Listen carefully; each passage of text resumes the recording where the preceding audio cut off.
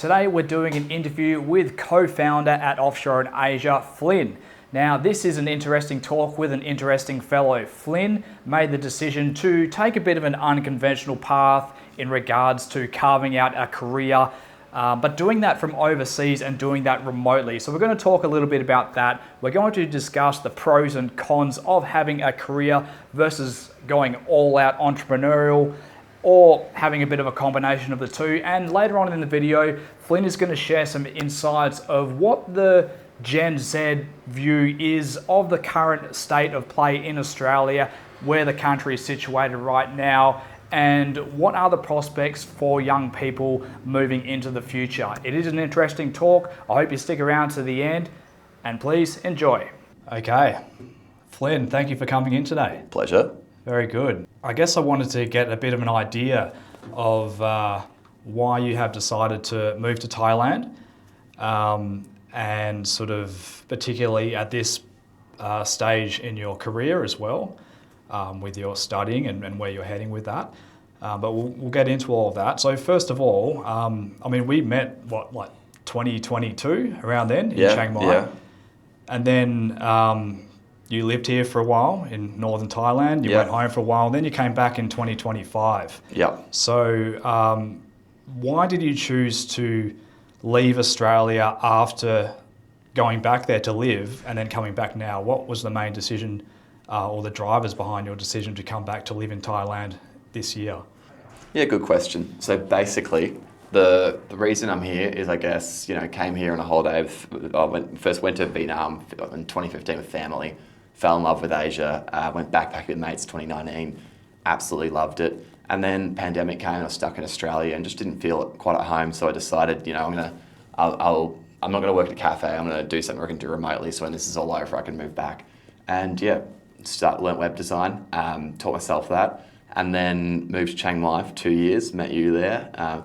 And just the food, the people, the culture, everything about Thailand I just fell in love with. And I just decided, I'm going to make this my home. End of the 2 years, basically got to the point where I wanted some more stability in life. So I went back to Australia last year, started a professional career, and now that seems to be going all right. So back here in Bangkok and really making the place my home.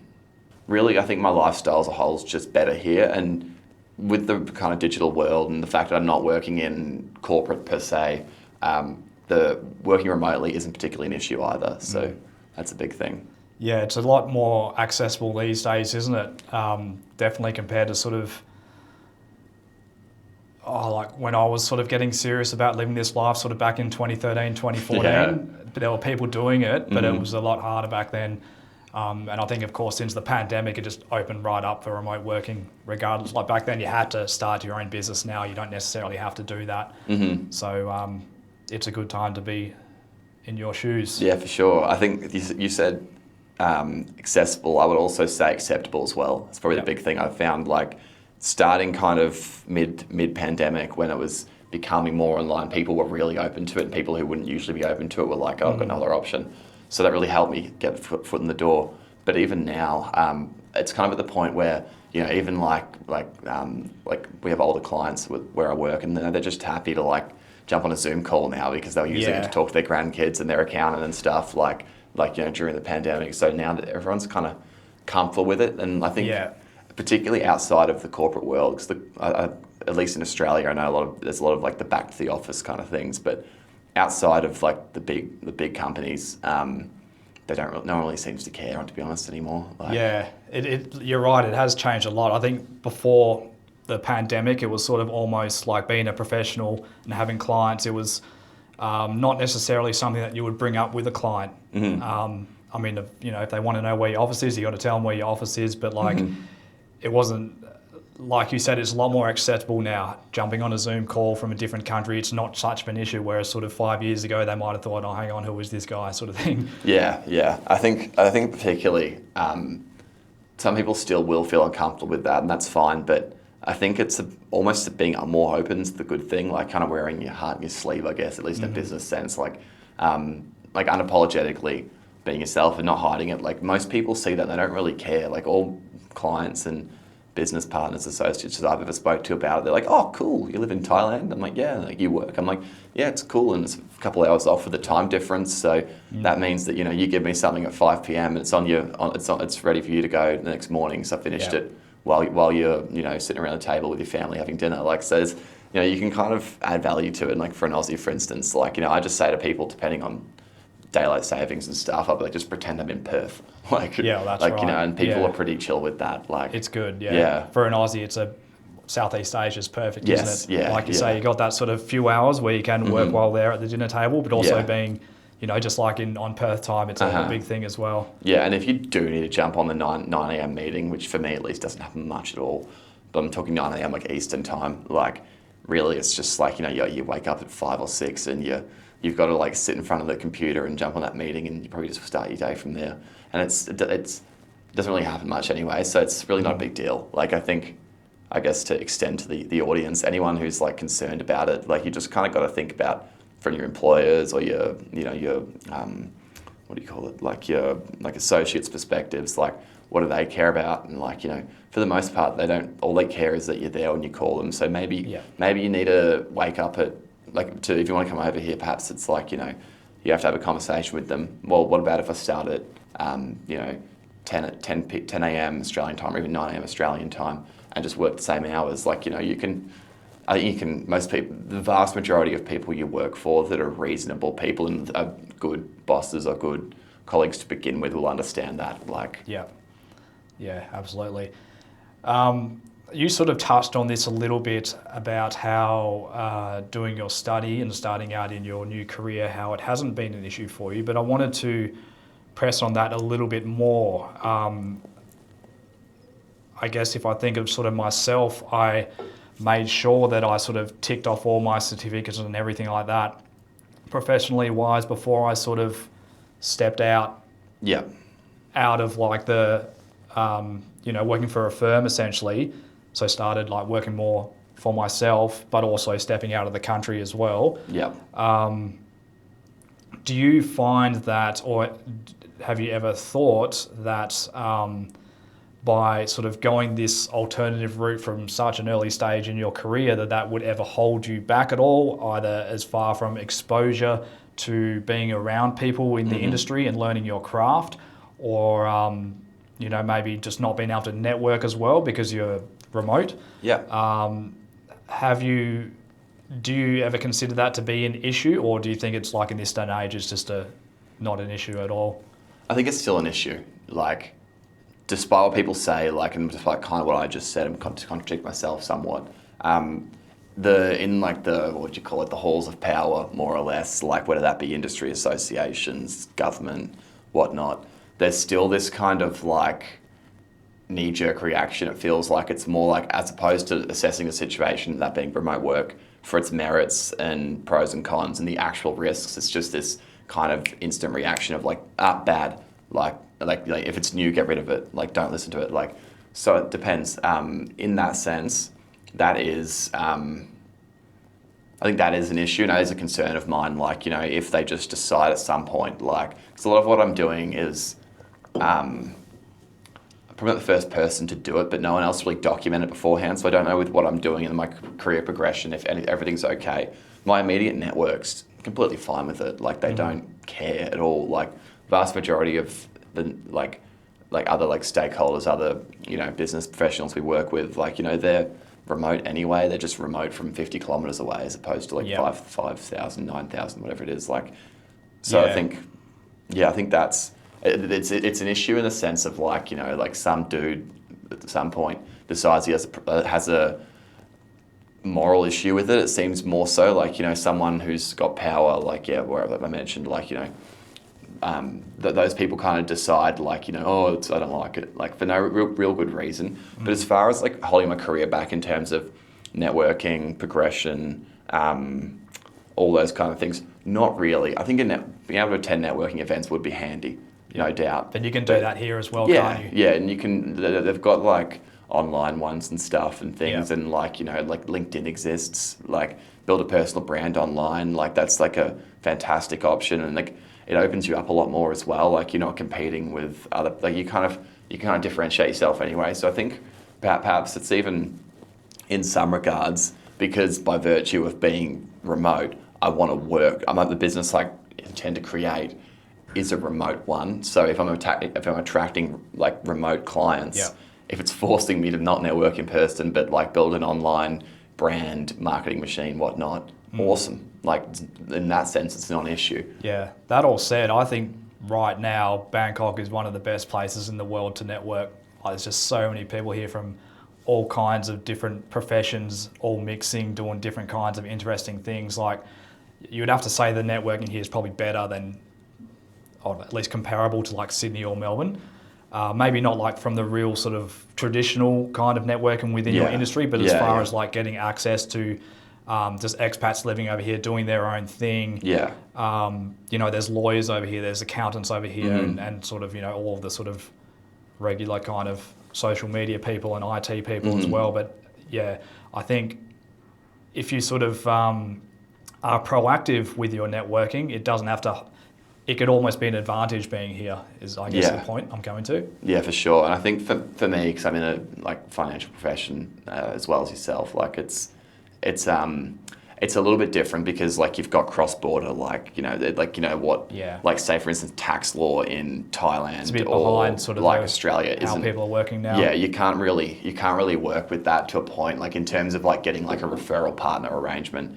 It's not really, I don't think it's really going to happen here. Like, you know, you might get the occasional people you meet, like other Aussies, for instance, but definitely meeting different people with different ideas from like a more business development perspective, from like a business philosophy, like kind of like growth and mindset, all that kind of stuff. Sounds a bit wishy-washy, but it's definitely important to like, so it helps you challenge your stereotypes, especially in a more like traditional kind of conservative industry we're in. Like, I think meeting those like wacky people doing like you know, they got like their like you know, like plans to conquer the world and all that, and talking to those people sometimes is it can kind of help you think like, oh yeah, that's a good idea. Like, you know, all these weird kind of like new business like concepts of growth hacking and things like that, just buzzwords, but you kind of think about them and apply them back to your industry that's kind of slow to catch up with the times sometimes, and it's you can kind of get that, well, not first mover advantage per se, but you can definitely like kind of, you can get value out of it for sure. So and I'll just touch on quickly about how you were talking about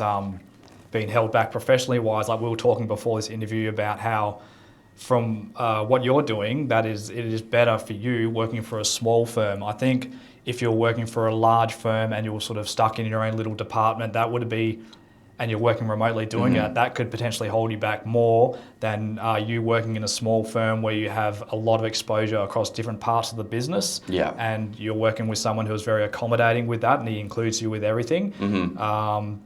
So that's maybe worth noting as well, where you know, you can sort of, it's a bit more workable for sure for a small firm if they're accepting of that. Yeah, definitely. I think if you're working, I'm going to speak from the Australian perspective and kind of just, I guess, the zeitgeist of remote work and versus corporate, and the kind of like, because they definitely bounce off each other and conflict. But at least in Australia, like, I think a lot of the people, like I have friends and stuff who work for like the big financial, like the big four banks or like firms, whatever, and like, you know, those mobs. And the big issue there is it's not so much that they don't want you to work remote. Some of them will allow you to work from home part-time or something, but they don't want you to work from here. It's not, and it's like, that's the issue. It's like a compliance thing, like some high up somewhere decided, oh, we can't have them working from Bali, like, or we can't have them working from Thailand or wherever.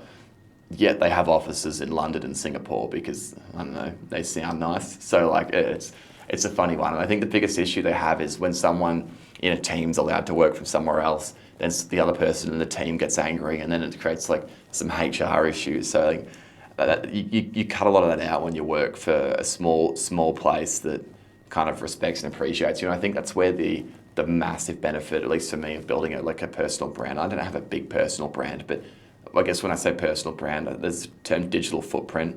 It basically means type in your name on Google, what pops up. Fortunately, my name is only my name. No one else on earth has it. So I'm not like a Tom Smith where that's a bit tougher. But, you know, you type in my name, you get some results, and you kind of see, oh, this guy's done this and that, and like, And so I think that helps. So when like you approach someone looking for work, for full disclosure, all the work I've got has been from emailing people who weren't advertising jobs. Honestly, couldn't recommend that more. And yeah, just, reaching out to people then, and they kind of see, oh, this guy's done a bit. Like, that's kind of all you need to do. And I think, the small businesses appreciate that. Big ones don't care.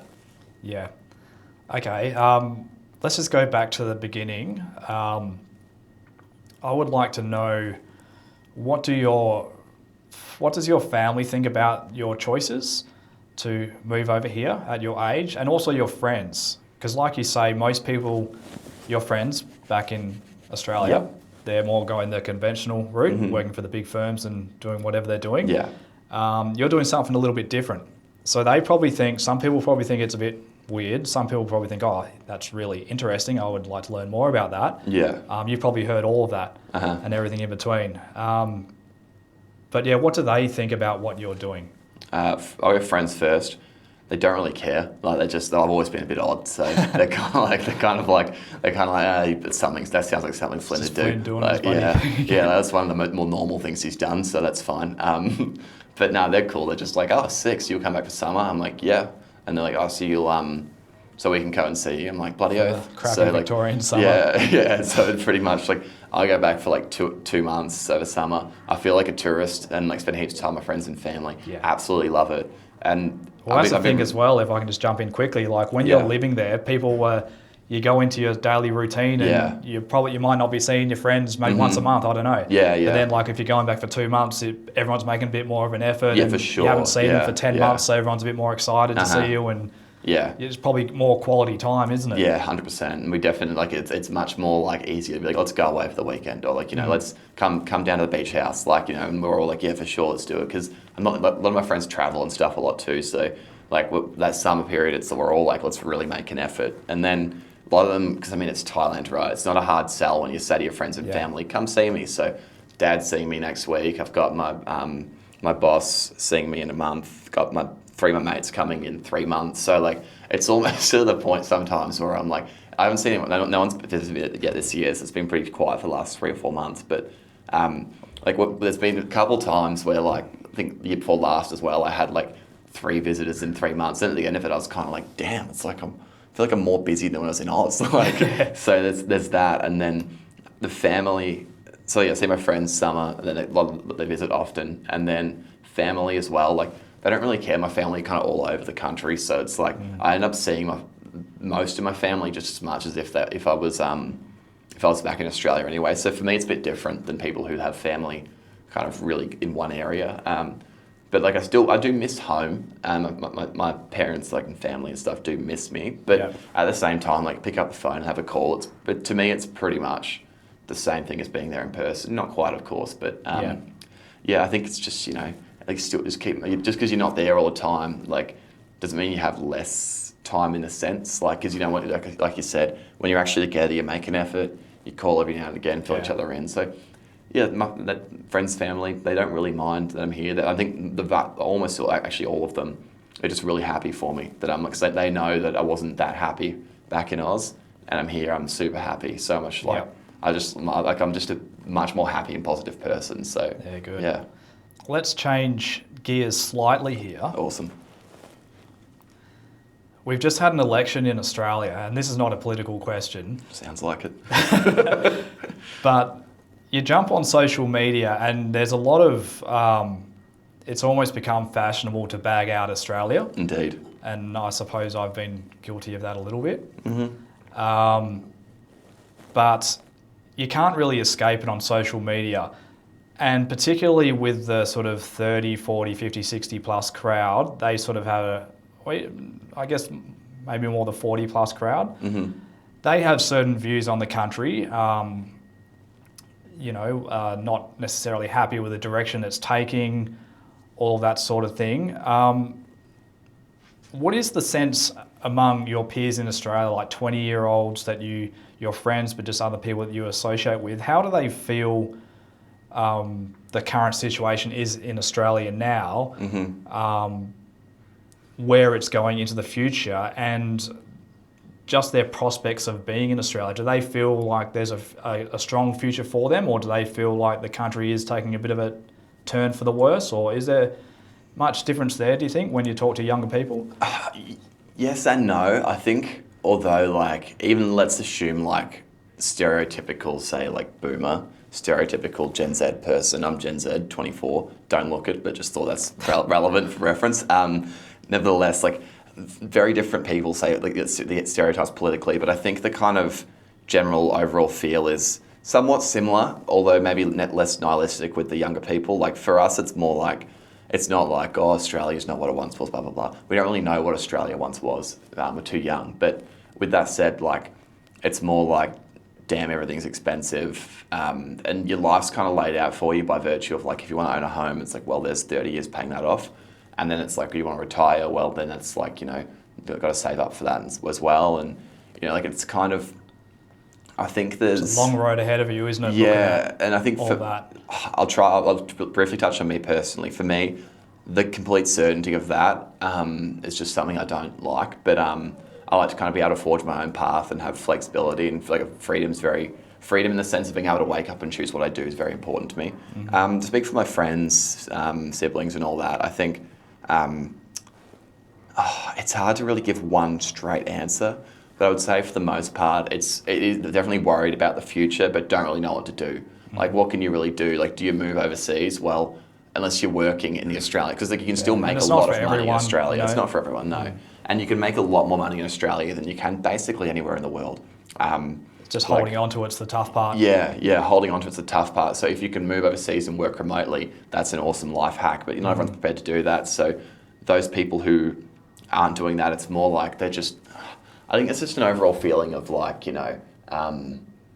of just like you're on a train tracks and like you can't get off them and you're just working, you're just pushing forth and you just got to keep making money, keep paying stuff off. 65 or probably 70, aren't you? Yeah, you just got to wait for the age pension, it feels almost like, and it's, there's definitely a feeling of like just a bit kind of deflated, like why bother?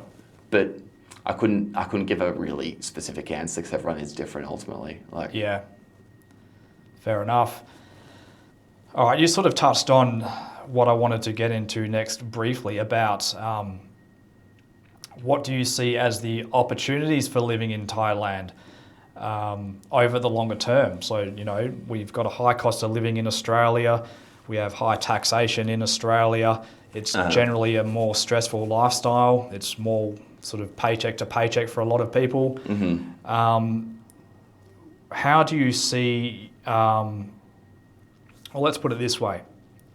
Fast forward 10 years from now, you lived in Australia for 10 years, going the conventional route, or you live the life you're doing now for 10 years in Thailand. Do you see much difference from where you will be, I guess more from a career-wise, but then that feeds into financial-wise? Do you expect to be wealthier here because...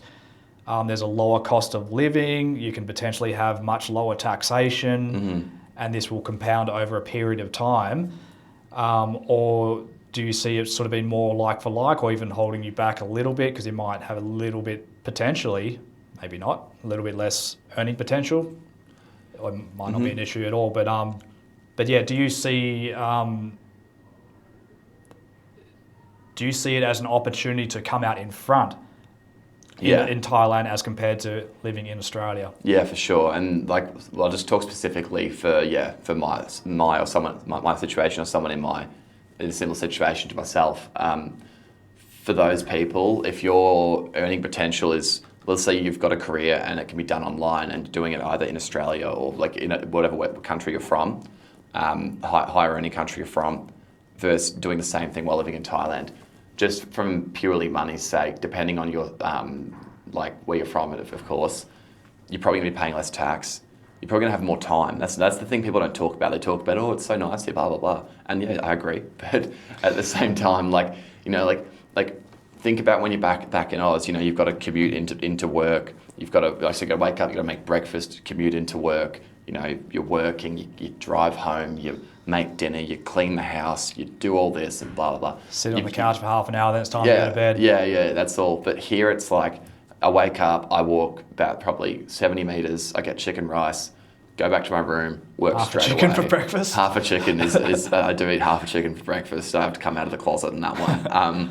But a small Asian chicken butt. It is a small chicken, not pumped full of hormones. No, it's not like a Parmesan chicken. This is just like a humble, like gai ban, they call it, like the village chicken. Nevertheless, like, I do that, finish work, generally go to Muay Thai, and then I don't really like, I clean my own room and I have like a maid or anything, but like it's, a lot of people do, but even then it's a small apartment. Like we're not living in these giant houses like we are in Australia, so it's like minimal maintenance. Everything's really close by, even if you're not in Bangkok, like unless you're like way out in the provinces. Like everything's super close by. Don't have to cook. Don't have to like wash the dishes. Like all these things like add up, and you actually find you have so much more free time every day that you can, if you choose, dedicate towards work. So you've got that element, and then you've got the lower taxation, and then you've got like, I guess, probably the two big ones. So yeah, you can commit a lot more time to it. You're going to be keeping a lot more. You have time to work on business. Yeah. Yep. Even just recreation. You can save on taxation, like you say, and then you can invest in a way that is taxed less. Wherever you are, wherever you have your brokerage, for example. Compared to what you're paying in Australia. So you think, I think there's definitely a pathway there, provided that income is relatively like for like, where there's no reason it couldn't be. Then there's a definite pathway there to being a lot wealthier in 10 years' time here if you invest in a way that, a lot of it's taxation, isn't it? It's a big one. Yeah, and having and cost of living is a big one when you factor in the long term. Because you've got to think like, we're talking about, I guess where we're going with that is you invest that money and then that earns return, and eventually the investment returns replace your income and you can retire if you so choose. With that said, if you choose to retire here as well, or like, like anywhere in a lower income country, as opposed to moving back to like Australia or wherever the hell you're from to retire, that's what's really powerful, because you can save up here and invest like a much more bigger portion. But if you plan on moving back to where you're from, you're still going to have to have a higher like money from your investments to pay that off. Cover your living expenses. Sorry, but even then, it's still a big advantage. And I guess an important point there is that if you decide, say you lived here for 10 years and you decided to move back in 10 years, you're going to be able to do so. You're not going to get back and find, okay, I don't have any money to do anything, because you're probably going to have more money by living here for 10 years than you would have had by living in Australia. So you're not necessarily, house prices still aren't going to be cheap, but you're not doing yourself a disservice, are you? And I think the thing is, people go, we're going to get priced at a property market. Like, if you're concerned about that, just invest in either in property or a higher performing asset while you're here. With that said, property is obviously not very tax advantageous for most people if they're a non-resident, but nevertheless, not getting into that in this conversation. Like, if you're worried about being into REITs and things like that, can't you? REITs, or just like, investing in like securities on like the ASX or the S&P, wherever the hell you're from, like, you could still do those things while you're here. And as long as if you look back historically, if the investment returns are somewhat similar to real estate, it's a pretty decent shot that like you're going to be all right, like, in the scheme of things. And that's not even withstanding the fact that you're going to be saving a lot more money here, all things being equal. Absolutely. All right, we're nearly at the end here, and they're about to kick us out of the room. So I have one final question for you. All right. What would you say to a 20-year-old now? How old were you when you first... 21. 21. What would you say to a 21-year-old now who is in Australia? They've got their whole life ahead of them. They're about to start uni, or maybe they're already in uni, or whatever they're doing. Doesn't matter what they're doing. And they're thinking about moving to Thailand or somewhere else in Southeast Asia, but they're kind of a bit nervous or not sure. Maybe there's some sort of social pressure, which I think... Yeah, it's a big one for a lot of people. It is. It's not... I don't think it worries you too much. No. But that is something that, I guess, like you say, it is an issue for some people. Yeah. And to sort of like feel that they're not just kind of dropping out. Yeah. Anyway, back to the question. What advice would you give to a young person now who's looking at moving out to Southeast Asia? Yeah, my biggest practical advice, and as someone who, remember, I was here for 2 years, pretty much tore my life up here as much as I loved it, moved back for a year to start a professional career and go back to uni, and now I'm back again.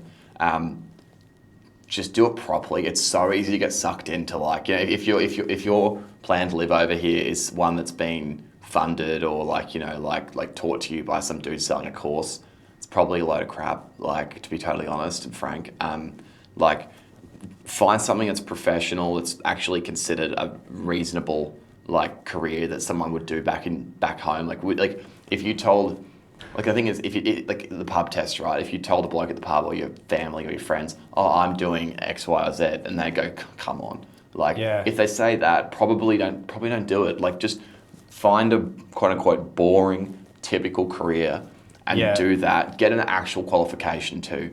Go to university, get a qualification.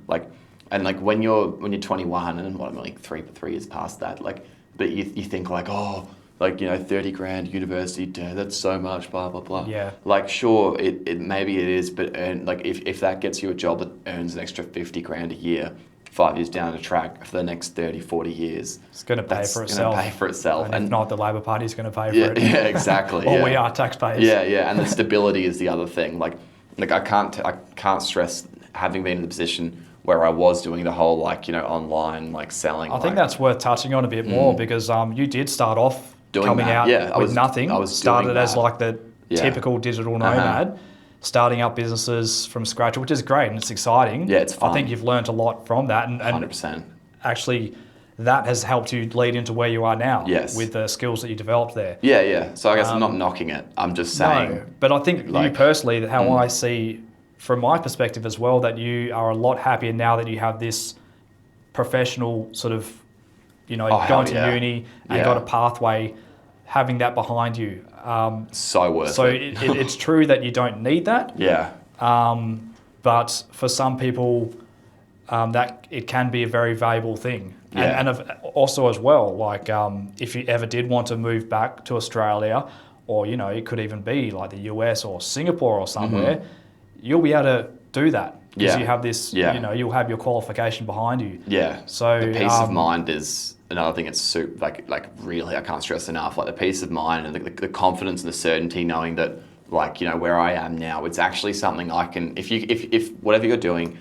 Like I guess the other test is if you're thinking of doing this thing as a job or as starting this business, if you go in for a job interview in 2 or 3 years' time and someone in that industry and you tell them what you were just doing, if they go you're a scammer, get out of here, or if that's ridiculous, or how's that going to help us?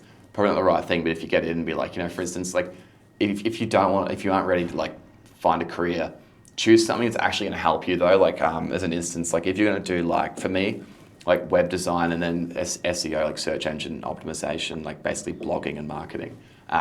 Those things help me immensely because that was an intro in when the guy I want to work for has a dude emailing me every 2 weeks asking for a job, and he gets me asking for a job, but also saying, oh, by the way, I can also do your marketing and here's what I've done for other people in the past.